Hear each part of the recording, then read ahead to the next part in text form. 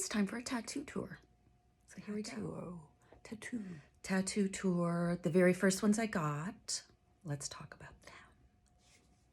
My very first tattoos, I got 3 at the same time. I wanted a tritony, I wanted a triad, I wanted a triune of tattoos. I just discovered that word. They were things I wanted to meditate upon, things I wanted in my life. And so I chose a font because I just wanted letters, 3 different letters and 3 different spots.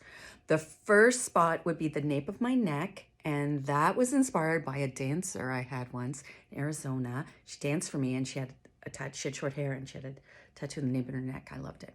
She also liked to nuzzle with her nose while she danced, but that's neither here nor there. So here is, let's do it. So let me show you the one on the nape of the neck. And that is a V for vitality, and that is a word that means a lot to me.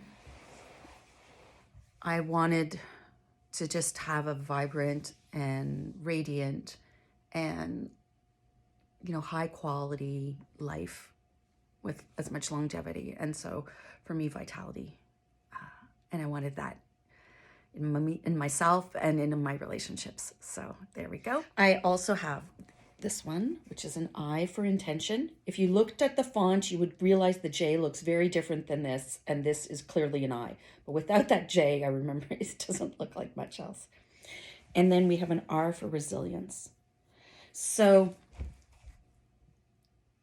intention, I want to live with intention. I want to have a focus and a purpose and be less reactive and respond. So intention is where that word comes from. Or I mean, that's where that comes from. And then resilience, I wanted to be resilient. I did not think I was resilient. I was both, I think, fed and made up stories in my head that I wasn't a resilient person. And I realized through the healing journey that I am very resilient. But I'm glad I have that tattoo. It still reminds me of how resilient I am. And it continues to inspire me and to be resilient. Tattoo number 2. Why are you going? But the first one, you had 3 tattoos.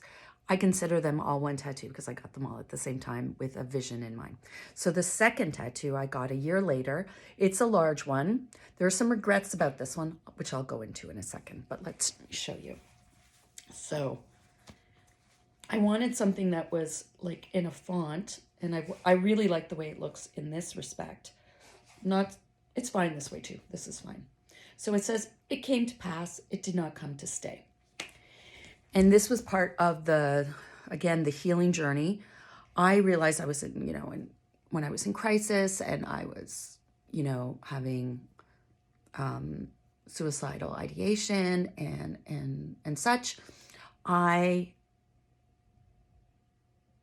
All those horrible feelings, they weren't forever, just like happiness isn't forever. So it is part of sort of a Buddhist philosophy that I explored and embraced at the time, and I still do, and that is impermanence. And it's really kind of fun to get a tattoo, which is pretty permanent in terms of the human body, at least while I'm alive, that nothing's there forever. It was interesting when she wrote it, and designed it, the tattoo artist, she forgot, she wrote, did not come to slay. It came to pass, it did not come to slay. I kind of like that too. But she ended up, I wanted T. This was within the downsides. I really just wanted words. And then in the moment, and obviously I'm super high on the tattoo rush of it, she's like, I think it would look good with shadow. I'm like, I trust you. I actually regret having shadow in it. So that's a regret, but whatever, it is what it is. I actually just wanted the words. And I don't know if there'd be some way to get rid of that, but I don't think I will. I think I'll just stick with what it is. So tattoo number 3, I wanted something inspired by Louise Brooks. So Louise Brooks was a silent film actress. She was known for having 3 important movies, and she kind of became a star in Europe. And then she became later, she was a dancer, an alcoholic, and a writer. And she has a really interesting sort of not really tortured, but this sort of self-imposed drama of choices. Anyways, I really liked her biography by Barry Paris. I discovered her when she became sort of the face of a perfume in 1989, and I just became enamored with her. So there's a very famous photo of hers in black and white where she's very, very alabaster, and her bob and pearls are really the emphasis. So I wanted that. And I had a friend who is an artist she sketched out something and we came up with a concept. So I call it my lady tattoo. And here she is. So that's her hair, her eyes, and her mouth.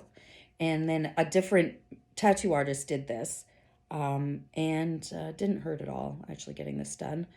And so she's my lady. And because I wanted something of a feminine figure, but I didn't want a typical pinup. So I went with this. And I think she's kind of bold and not everyone understands what she is. They don't see her. And I kind of like that. So that is tattoo number 3. Now we're going to tattoo number 4, which was a flash piece by the artist who did, like the tattoo artist who did my Louise Brooks tattoo. She had a flash piece that was a perfume bottle with flowers. And I did want flowers because I love flowers on my body. But I didn't know what I wanted. But when I saw this flash piece, it made sense because it connects to the Louise Brooks tattoo, which I discovered her through a perfume. And Lulu by, I want to say Cacharel, but that's not the right, it's something else. And so that one is about 5 years old, 4 years old, something like that. And yeah, I really love this one. And there you go. Yeah, so there's that. Now we'll get to the last tattoo. That's this one. And I knew I wanted a compass. So family lore is that I have a great sense of direction. And I used to be able to like direct us from going from our house to my aunt's house, which was like an hour's drive and through multiple cities to get to my aunt's. And I was like 3 years old and I'd go turn here, do that. So it's sort of a family trait. So I have like a little internal boussole, as we say. Boussole. Anyways, I have a little compass inside me. So I love that. And I love that, this was an original design from the artist who did the flash piece of the perfume bottle. So there's that. And I wanted a bird on there. So this is was going to be my 50th birthday tattoo, but we were all closed with COVID. Everything was shut down when I turned 50. And then that year I had cancer. So when I survived cancer and went into remission, on the day after my 51st birthday, I got this tattoo. And we decided to add a sparrow, I think, in here because sparrows are really they're actually invasive, but they're tough birds. And I just wanted a tough bird. I like birds on my body. And so this is like my turning 50 surviving cancer tattoo. And I really like it. Yeah. And she just does, the black, it's so bold. So this one is now a year old. Yeah, looking good.